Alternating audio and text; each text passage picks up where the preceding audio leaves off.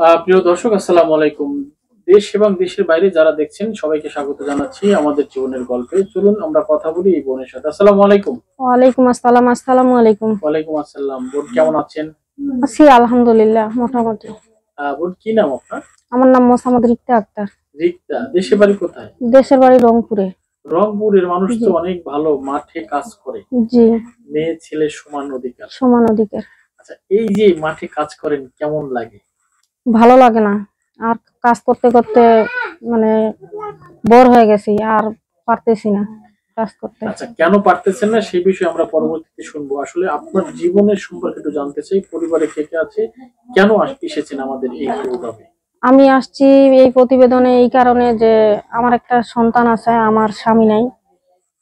আমার একটা মাথার ছাদের প্রয়োজন। আমার সন্তানের লেখাপড়ার দায়িত্ব, মানে একটু বাচ্চাকে মানুষের মতো মানুষ করতে চাই। নিজেরও জীবন আছে, নিজেও একটু ভালোভাবে চলতে চাই। ভালো একটা মানুষ, বন্ধু যদি আমার পাশে দাঁড়ায় বা ভালো একটা করে, জায়গা জমি নাই, বাড়ির ভিটা নাই, যদি তারা আমাকে একটু আমার পাশে দাঁড়ায়, যদি আমার এইটুকু ভবিষ্যৎ করে দেয়, আমার সন্তানটার একটু যদি মানে মাথা চাড়া দিয়ে উঠতে পারে, তাহলে আর আমার পৃথিবীতে কিছুই লাগে না। এমন একটা মানুষ চাই, এমন একটা মানুষ চাই যে সে যেন আমার মাথার ছাদ হয়ে সারা জীবন কাটাইতে পারে। আর আমার সন্তানটাকে লেখাপড়া এখন দিন দিন বড় হচ্ছে, উপর লেভেলে লেখাপড়া করতেছে, টাকা পয়সার অনেক প্রয়োজন হচ্ছে, আমি কুলাইতে পারতেছি না।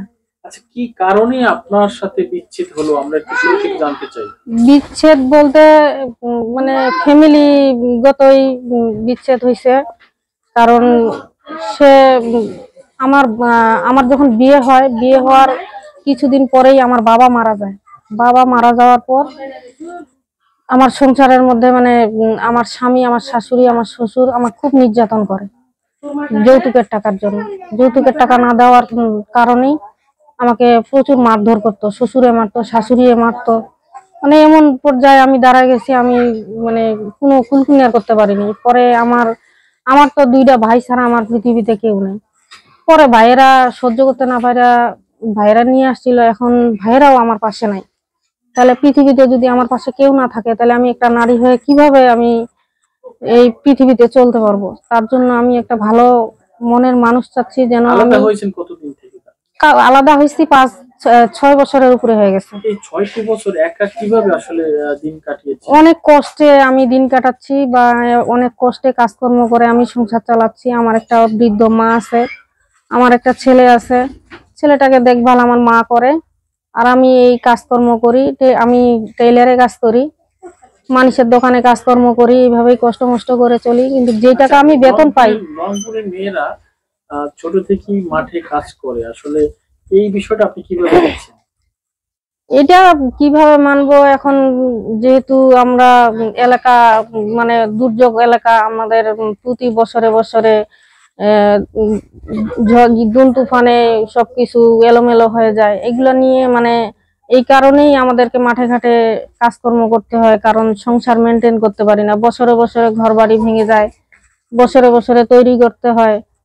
এই জন্য মানে খুব হয়ে যায়। এই জন্য সবাই মিলে কাজকর্ম করিয়া কিছু মেনটেন করি। আর আমারটা হচ্ছে আমার পরিবার, আমার পরিবারে কেউ নেই, আমার সন্তান ছাড়া, আমার একটা ছেলে ছাড়া কিছুই নেই। এখন আমার ছেলেটা ক্লাস 6-এ পড়তেছে। এখন যদি আমার ছেলেকে আমি ঠিক মতো খরচাপাতি না চালাইতে পারি, তাহলে আমার ছেলেটার লেখাপড়া নষ্ট হয়ে যাচ্ছে। তো দেশ বিদেশি ভাইদেরকে আমি জানাবো একটাই, যে আমার সন্তানটাকে আপনারা যদি একটু সহযোগিতা করে আমার ছেলেটার লেখাপড়ার দায়িত্বটা যদি নিতে পারতেন, তাহলে আমি অনেক উপকারী হইতে পারতাম। কারণ আমি যার কাছে যাব, সে তো আমাকে দেখবে, আমার সন্তানকে দেখবে না। তো আমার সন্তানটাকে আমি সেইভাবে মানুষ করতে চাই যেন আমার সন্তানের ভবিষ্যৎ আমার সন্তান নিজেই করতে পারে।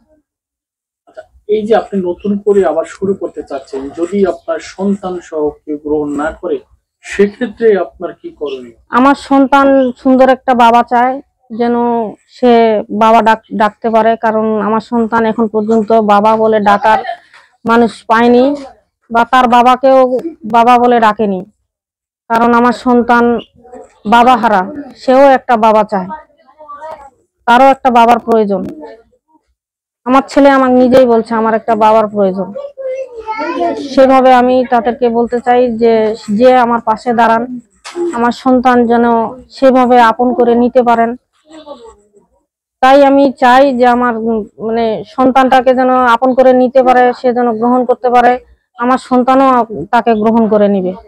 আচ্ছা, আপনি যেখানে থাকেন এর আশেপাশে পরিস্থিতির ভিতরে কাউকে পাননি আজ পর্যন্ত? না, পরিচিতর ভিতরে পাবো কি, ওই তো মনে করেন যে ইয়া করে প্রস্তাব দেয়, কিন্তু প্রস্তাব দেওয়ার পরে আর ইয়া করে না, ওই খাইতে হবে।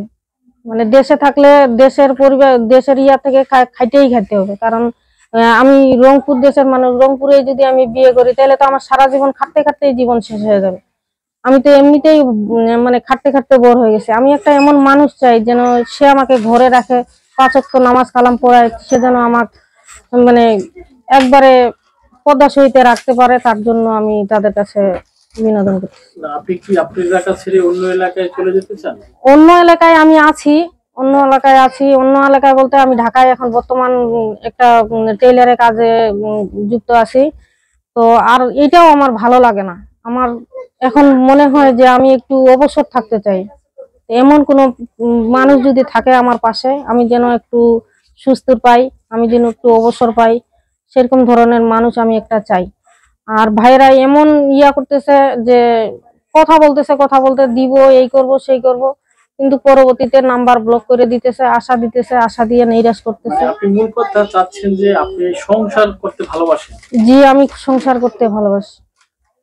দর্শক, আমরা শুনছিলাম এই বোনের জীবনের কিছু অজানা কথা, এবং আমরা পরবর্তীতে আবারও আপনাদের সামনে হয়তো বা কখনো যদি সেরকমের অবস্থান হয় আমরা নিয়ে আসবো। সে পর্যন্ত ভালো থাকবেন, এবং যাবার আগে একটি কথাই বলে যাচ্ছি, বিয়ের সাথে প্রেম, ভালোবাসা এবং টাকা পয়সা যা কিছুই করেন একান্ত আপনাদের ব্যক্তিগত ব্যাপার।